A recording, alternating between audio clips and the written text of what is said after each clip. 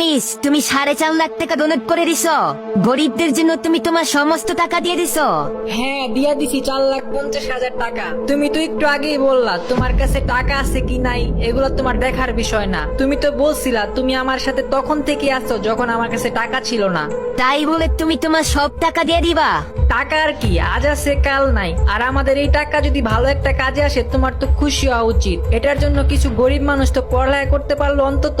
আর তুমি চিন্তা করো না, আমার কাছে এখনো 5,000 টাকা আছে। সুনাইরার এখন মনে হচ্ছিল সে কত গাধা ছিল যে আবারও এই পাগলের পিছে পড়েছে। প্রিমিসকে আবারও ভালোবাসার কথা বলে সে ফেঁসে গিয়েছে। আর এইদিকে প্রিমিসও দেখতে চাচ্ছে সুনাইরা এতক্ষণ যত ভালোবাসা দেখালো সেটা কি আসল নাকি সে প্রিমিসের টাকার জন্য এইসব করছিল।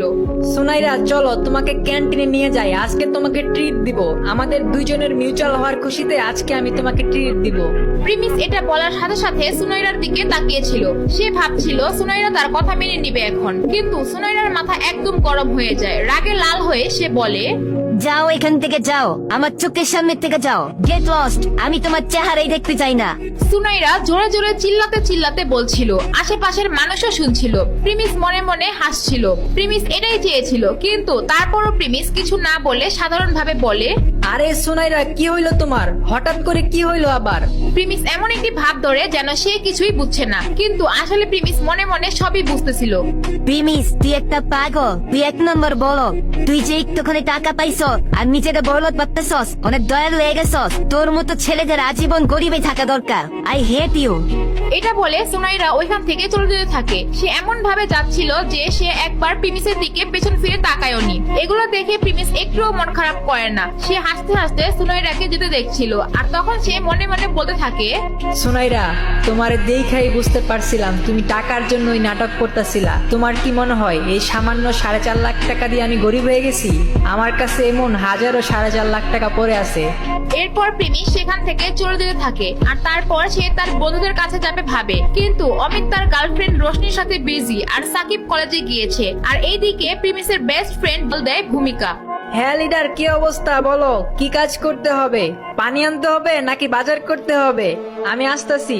প্রিমিস ভূমিকাকে কিছু বলার সুযোগই দেয়নি, কিন্তু প্রিমিস যেগুলো বললো সেগুলো ভুল কিছু বলেনি। কারণ ভূমিকা প্রিমিসকে কোনো কাজ ছাড়া কখনো ফোন করে না, তাকে দিয়ে সব সময় তাদের গ্রুপের কাজ করায়। কিন্তু আজ ব্যাপারটা পুরাই আলাদা ছিল। প্রিমিস, তুমি আমাদেরকে নিয়ে আসলে অনেক ভাবো। তুমি আমাদেরকে অনেক কেয়ার করো। আমার মনে হয় না পুরো কলেজ যত স্টুডেন্ট আছে তার চেয়ে বেশি তুমি কেয়ার করো আমাদের। আমি তোমারে আজকে পানি টানার জন্য ফোন দেই নাই বা বাজার করার জন্য ফোন দেই নাই।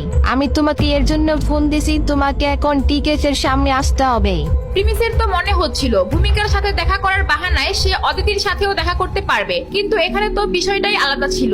আরে ভূমিকা আমাকে টি ক্যাফেতে কেন ডাকতেছে? আবার কি মতলব করতেছে? এরপর প্রিমিস এগুলো ভাবতে ভাবতে টি ক্যাফের দিকে রওনা হয়। টি ক্যাফেটি ছিল প্রিমিসের কলেজের আশেপাশেই।